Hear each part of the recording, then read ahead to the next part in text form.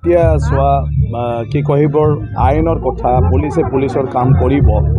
এতিয়া কি হৈছে ঘটনাটো পুলিচৰ পৰা এটা কথাই কৈ আছে যে মানে তেওঁৰ পৰা হাতিয়াৰ পাইছে, বাকী কিবা নতুন এটা সশস্ত্ৰ সংগ্ৰাম কৰাৰ কাৰণে কিবা হৈছিলে সেইটোৰ অভিযোগত এৰেষ্ট কৰিছে। এই অভিযোগৰ ক্ষেত্ৰত সাপোজ এতিয়া তদন্তত কি উলিয়ায় আৰু যিসকল অভিযোগকাৰী তেওঁলোকৰ মানে কি কয় দোষমুক্ত হিচাপে কেনেকুৱা তেওঁলোকে প্ৰুভ কৰে। এতিয়া বাহিৰৰ পৰাতো একো মানে ক'ব পৰা নাযায়। গতিকে মই ভাবোঁ নিশ্চয় ন্যায় মানে সঠিকভাৱে হৈ যাব, এইটোকে বাট চাব লাগে। ৰাজনৈতিক ষড়যন্ত্ৰ বুলি হৈছে বুলি নাই, এতিয়া সেইটোত কথাটো মই ক'ব নোৱাৰোঁ। মানে তেনেকুৱা ধৰণৰ কি হয় সেইটোতো আইনেহে ক'ব।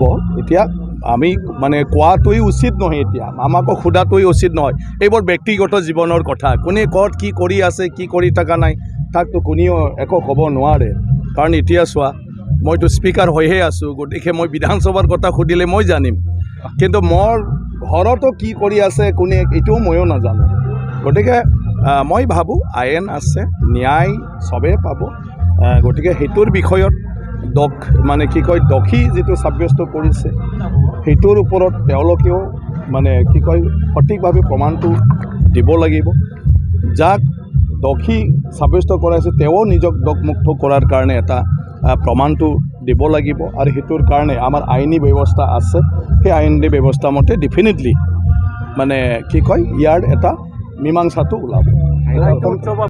গতিকে ডেফিনেটলি এতিয়া যিটো মানে ট্ৰেণ্ডত বিশ্ব আগবাঢ়ি গৈ আছে সেইটো ট্ৰেণ্ডটো আমি চবেই ধৰিব লাগে, ভৱিষ্যত প্ৰজন্মখিনিক আমি পথ দেখুৱাব লাগে।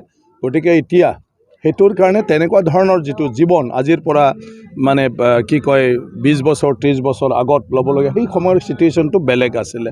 গতিকে আমি কোনেও সেইটো কামে নকৰোঁ যে উগ্ৰপন্থী হৈ ফালে কাৰোবা জীৱনত মানে ক্ষতি সাধন কৰা বা এটা আপোনাৰ বিশৃংখল এটা পৰিৱেশ সৃষ্টি কৰি কোনেও একো কাম কৰিব নোৱাৰা এটা পৰিৱেশ সৃষ্টি কৰা, সেইটো আমাৰ মাজত আৰু হ'ব নালাগে।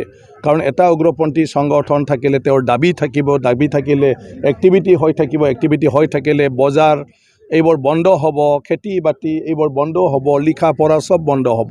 তো যিটোৰ কাৰণে আজি আমি পুনৰ ইয়াত যে লিটাৰেৰী ফেষ্টিভেল পাতিবলগীয়া হৈছোঁ, মানে তেনেকুৱা সময়ত যদি আকৌ তেনেকুৱা চিটুৱেশ্যন হয় সেইটো কাৰো কাম্য নহয়। গতিকে মই এইটো আহ্বান জনাওঁ মানে সকলোকে যে কোনেও তেনেকুৱা ধৰণৰ চিন্তা ল'ব নালাগে। আৰু যি আছে কিবা যদি বিষয় থাকে আলাপ আলোচনাৰ মাধ্যমেৰে আগবাঢ়ি গ'লে মই ভাবোঁ সকলো সমস্যাৰে সমাধান আছে। আছে তেওঁলোকে অলৰেডি আহিছে, আমি চবে আশা কৰিব লাগে, সমৰ্থনো কৰিব লাগে যাতে তেওঁলোকৰো এটা সুমীমাংসা উলিয়াই আৰু স্থায়ী শান্তি হয় আৰু কেলো ল'ৰাবিলাকে আকৌ মানে সদায় তেওঁলোকৰ দাবীক লৈ ফালে চিঞৰি থাকিবলগীয়া নহয়।